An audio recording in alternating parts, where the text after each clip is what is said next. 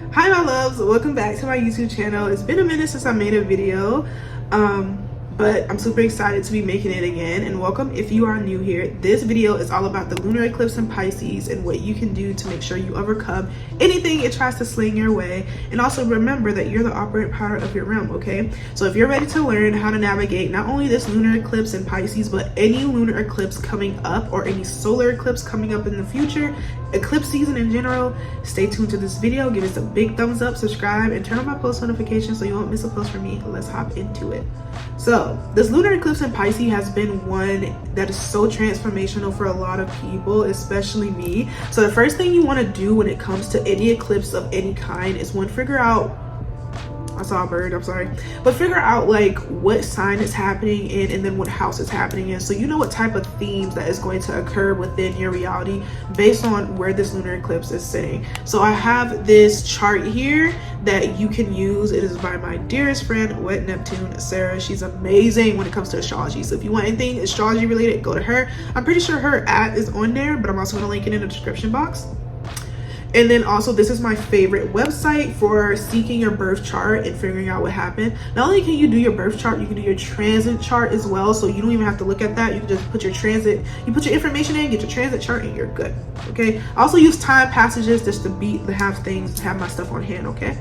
So you can either do that to figure out what themes are going to be occurring, or you can use a tarot deck like me. I like to do both. I like to see like intuitively what's going to occur, and then like astrology wise what is going to occur. Either way, you're going to be able to figure it out. So for me personally, this lunar eclipse is happening in my 9th house and in my 10th house. And I say both of those houses because I have Pisces mostly in my 9th house, but I have Jupiter in Pisces in my 10th house. And so what this is doing for me is really helping me, you know, have themes around religious things, travel, spirituality, security, things of that nature, but also like status, my career, prosperity, things of that nature as well. And I have been seeing a lot of shifts and a lot of transformations within those areas, and I want to share it with you guys because this video is just really all about holding myself accountable for the lessons that I've learned or relearned during this Pisces eclipse season, and also help you navigate it too. So the first thing I want to say is how to help you navigate this season, right? How can you do it? The first thing you want to do is make sure, one, you are always open to receive. And I don't mean open to receive like obstacles and lessons and of that nature, but open to receive any wisdom and guidance that is coming on your spirit, just in case you have obstacles or you've been burying anything or any shadow work is needed for the reality to transform within your realm. One thing I highly recommend during eclipse season is resting and manifesting your desires, but more so in a way of how can I let go of limiting beliefs in order to transform my realm. So especially if this lunar eclipse is happening on the full moon, which of course that's the only way, you release. Okay, you release, because oftentimes there are a lot of things that is on your spirit that you need to let go of in order to traverse and manifest new things into your reality. Now some people will tell you you can't manifest during eclipse season. I do. I used to tell you that, actually. That used to be me, but now I do, because I mean, like, you manifest all the time, so why don't you just go ahead and manifest during eclipse season? Nothing bad gonna happen unless you wanted to. I would say really focus on making sure you're grounded and aligned. Reset. This is perfect for resetting. This time is really perfect for, you know, coming to terms with yourself and your reality and what you truly want moving forward. And so this lunar eclipse in Pisces, I'm pretty sure I did eclipse season, but not lunar eclipse. But this lunar eclipse in Pisces is really going to allow us to really focus on our spiritual health and our spiritual wealth. It's going to help us focus on our internal world and our internal shift to let go of anything that has not been in alignment. And so last night when the lunar eclipse happened, for me, I did a little X magic. Just put an S in front of that, but I did that, and it has been so great, not only because of what it was, but because of what I was able to release. And so I'm pretty sure I did a video on it, and if I didn't, that's fine. I'm going to give you guys a quick rundown of what I did in order to release anything using that method. And so I was just saying affirmations like, I am happy, I am wealthy, I am no longer limiting myself to certain things. I am not afraid of my success. I am not afraid of my authenticity. I am not afraid to be myself in more ways than one, to go back home. I release any emotions that make me feel like I am limiting. Like, I was just saying all those things as I was, you know, doing my thing, and my heart had never felt lighter. And it just reminded me just how important my spiritual practice is to everything. And I feel like that's the first thing that this lunar eclipse in Pisces has taught me, was that I need my spiritual practice. I need my spiritual routine.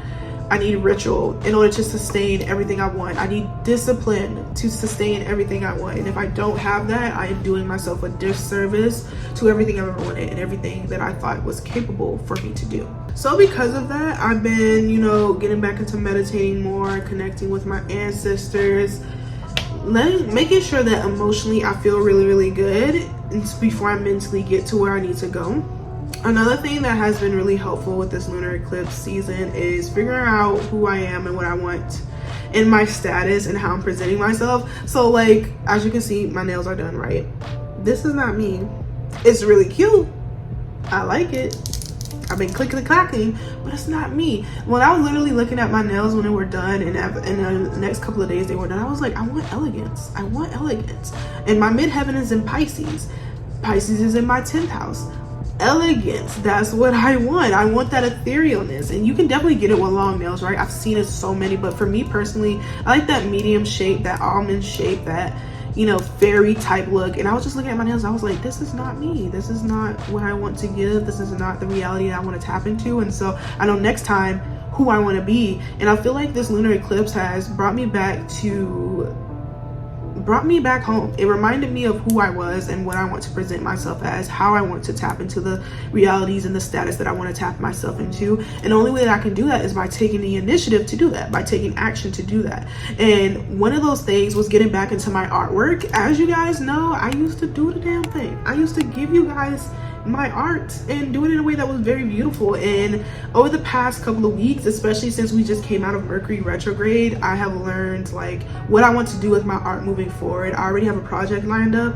I'm not going to speak too much about it because I noticed that when I do speak too much about things, I stop doing it, and then I also let go of that particular limiting belief. Like, just because I speak about things to you guys doesn't mean I'm not going to do it, right? Like, I'm done with that limiting belief. I'm ready to, even if I speak to you guys about it, I'm still going to complete the task. And so, yeah, I have a art little thing lined up for you guys. I can't wait to do it and show you. Like the other day, I was just looking at my art and I was like, not only was I like, I missed this, but I was like, I'm going to get back to this. Like, I'm going to take the initiative. And in the past couple of months, I've been like, I miss my art, I miss it, but I never took the chance to do anything about it. But this time, this lunar eclipse in Pisces was like, go ahead and do that. Go ahead and get into that, right? Another thing that I've learned was like how to take accountability and be authentic to myself and my truth. I've learned to stop taking other people's projections and beliefs as my own and stabilize myself in this current reality. I have been in a place where I've been taking in so many ideals and so many beliefs, and it's good to try to learn things, but at the same time, I have my own capabilities. I have my own person. I have my own beliefs. And when I don't foster that and I foster other people's beliefs over my own, what it does is put me in a situation where I can't thrive. I can't be my authentic self. I can't choose myself all the time. I can't choose what I want all the time because I'm always choosing everybody else, right? And so this lunar eclipse has taught me to refocus, to prioritize myself, to make sure I'm paying attention to myself first and foremost over everyone else. And so what this looks like is me stop doom scrolling. It looks like me stop listening to even my favorite practitioners, because while I do love them and believe in stuff they say, it combats me. It combats like what I believe. And if that's the case, like, I can't tap into it. And for example, I love the law of assumption. I use it daily, but I also love my spiritual practice. I also love like tapping into meditation and balancing myself and working on limiting beliefs and letting go of shadow work.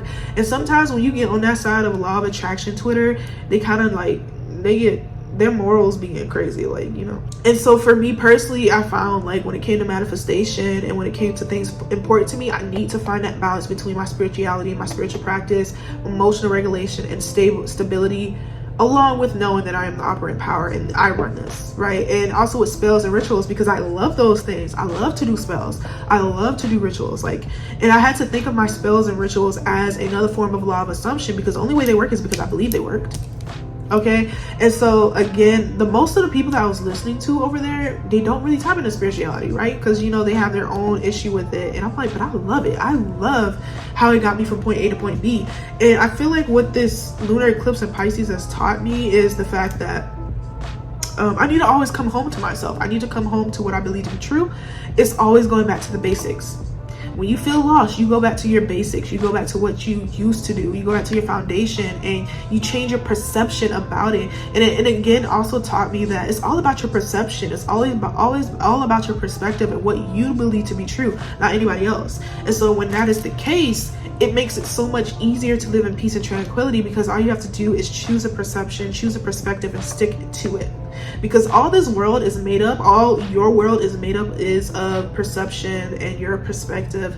And the more that you realize that you can control it is the more that you realize you can live it. Okay, so that's another thing that this Pisces lunar eclipse has taught me, was the importance of leaving behind anything that does not work for me and amplifying what does, because that's what worked for me. Like, I don't care if somebody combat what I say. I don't care if somebody doesn't believe what I say. If they believe that, they can go believe it, and then they can find their own tribe. I find mine. So that's one thing that I really liked.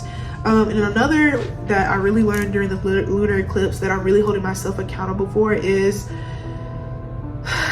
going back to basics, but in a different way. Like, I'm being authentic to myself. I feel like one thing that I had to do during this lunar eclipse is forgive myself for not only what I've done to myself, but what I've done to you guys when it came to like my content. Like on YouTube, I had been slacking. I was not posting consistently, even though I loved it.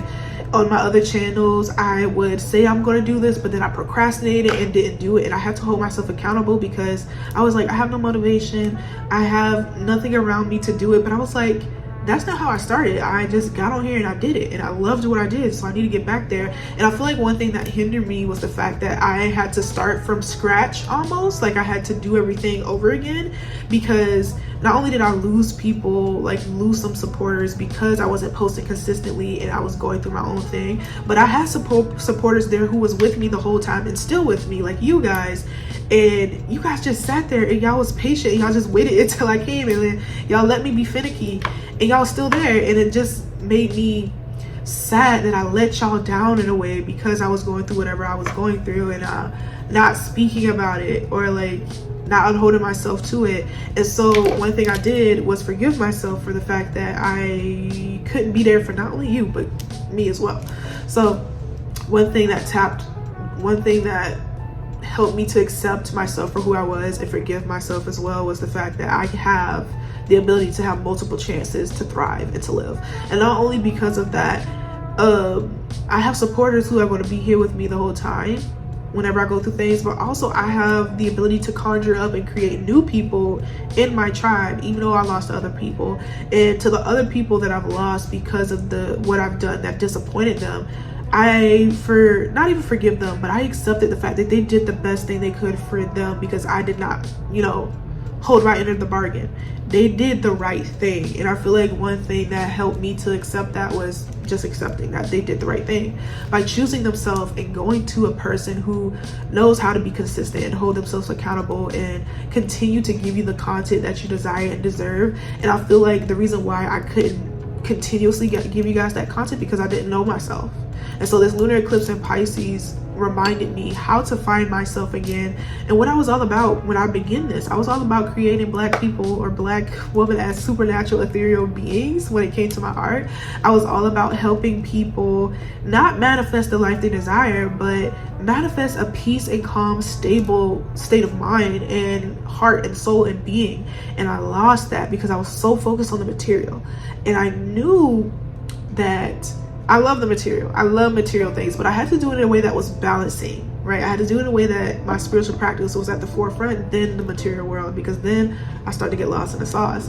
And so when the Pisces lunar eclipse brought that to my attention, I was like, oh yeah, this made a lot of sense. And so let me go ahead and tweet that to people. So yeah, that's another thing I want to just say. I apologize for not showing up in the ways that I should have showed up, and continue to be there for you guys in a way that I should. Even though I loved you guys, I always thought about you guys. I love I still love. I love you guys. I always thought about you as I was trying to get out of survival mode, and I feel like these next couple of months is all about me finally letting go of survival and finally tapping into my creativity.